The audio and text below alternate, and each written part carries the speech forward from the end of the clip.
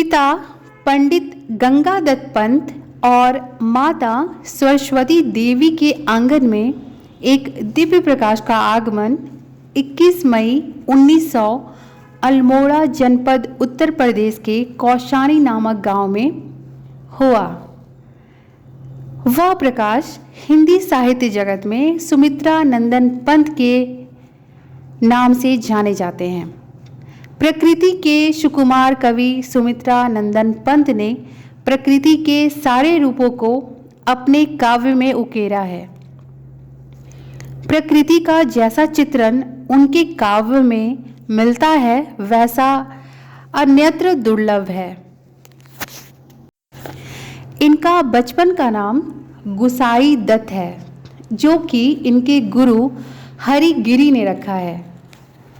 सुमित्रा नंदन पंत ने छायावाद, प्रगतिवाद और नव चेतनावाद के अंतर्गत रचनाएं लिखी हैं। इनके काव्यों का मुख्य स्रोत प्रकृति ही थी। प्रकृति उनके लिए कोमल कल्पना थी। पंत जी के संपूर्ण काव्य में सौंदर्य के विविध रूप दृष्टिगोचर होते हैं और साथ ही सत्यम शिवम सुंदरम का समन्वय बहुत ही मनोरम ढंग से हुआ है। इनकी कविता भावुकता तथा मानवीय गुणों से ओतप्रोत है।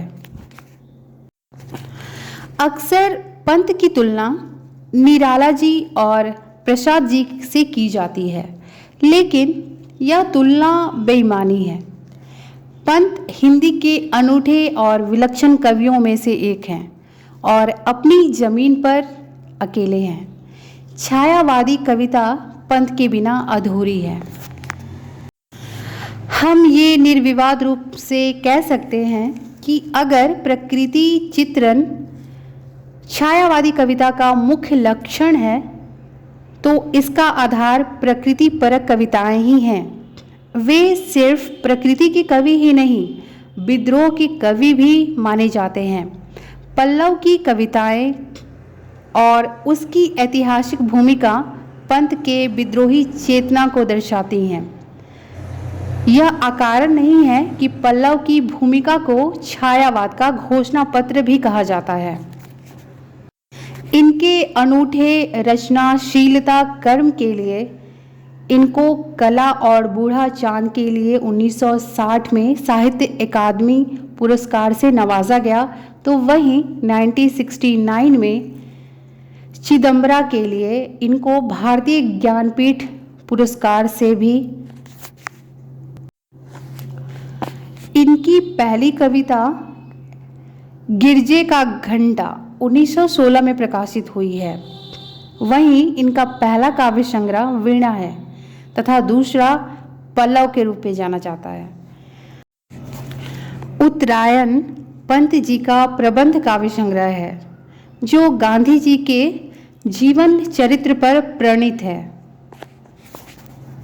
सुमित्रा नंदन पंत की विचारधारा मार्क्स और फ्रायड से भी प्रभावित है। वहीं साथ साथ पाश्चात्य साहित्यकार वर्ड्सवर्थ से भी इनकी प्राकृतिक जो रचनाएं हैं उनसे प्रभावित जान पड़ती हैं और इनके व्यक्तित्व पर बूस्टर कवि का भी काफ़ी योगदान रहा है। अपनी लंबी रचना यात्रा को तय करने के बाद 28 दिसंबर 1977 को इन्होंने इस दुनिया से अंतिम विदाई ली। अतः इस तरह कविता और पंत एक दूसरे में एकाकार हो गए। मैं इनके वृहत रचना संसार से एक प्यारी कविता लेकर आई हूँ। चलिए इसका स्वर पाठ करते हैं।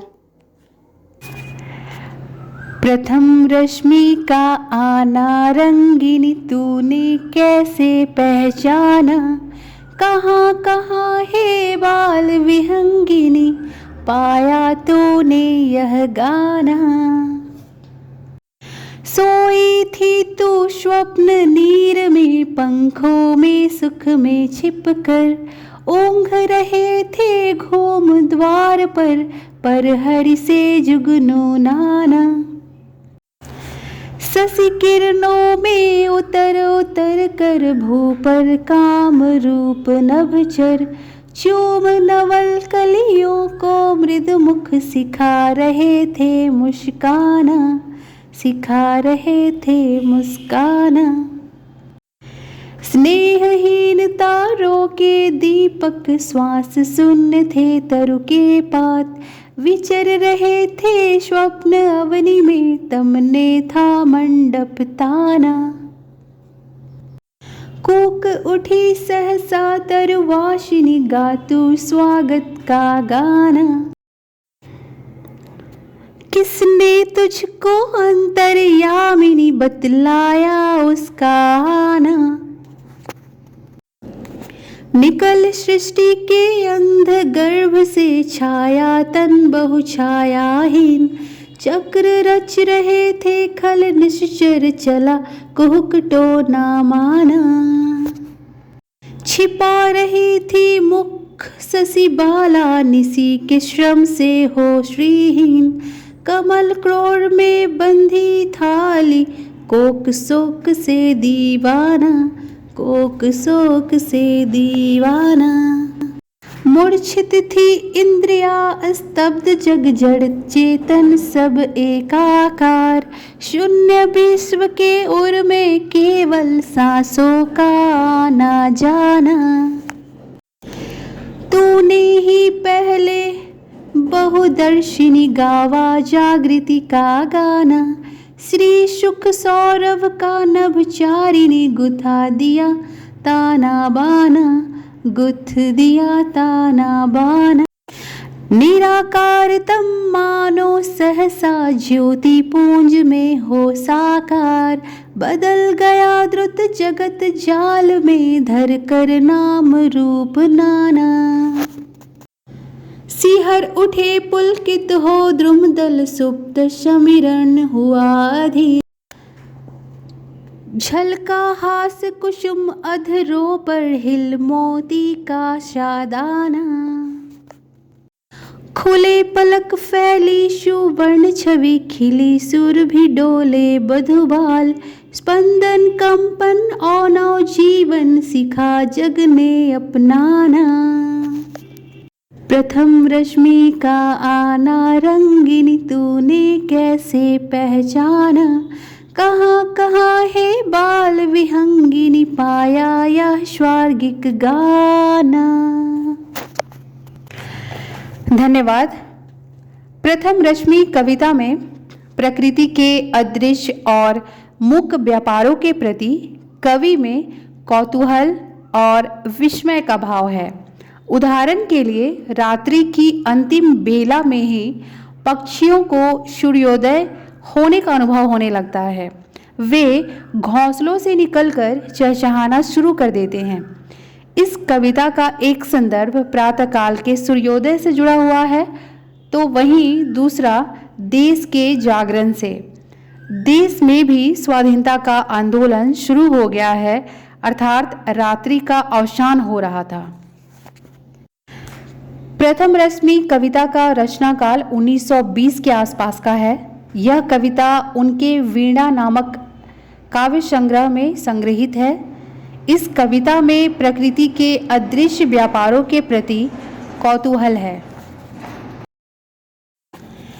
प्रथम रश्मि कविता को पढ़कर ऐसा अनुभव होता है कि कवि का संबंध एक और भाषा से है, तो वहीं दूसरी ओर उसका संबंध प्रकृति के निरीक्षण से है।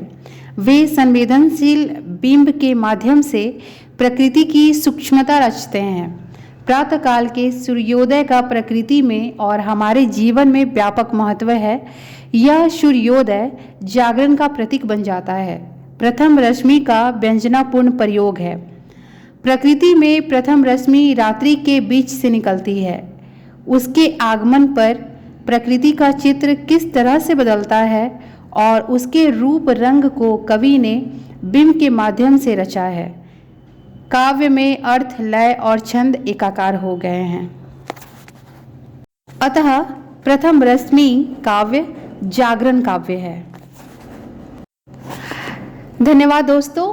आप सभी को अगर ये प्रयास प्यारा लगा हो, सराहनीय लगा हो, तो कृपया हमारे चैनल को सब्सक्राइब करना बिल्कुल भी ना भूलें और अपने लाइक और कमेंट के ज़रिए आप इस चैनल को भरपूर प्यार दे सकते हैं। थैंक यू, धन्यवाद।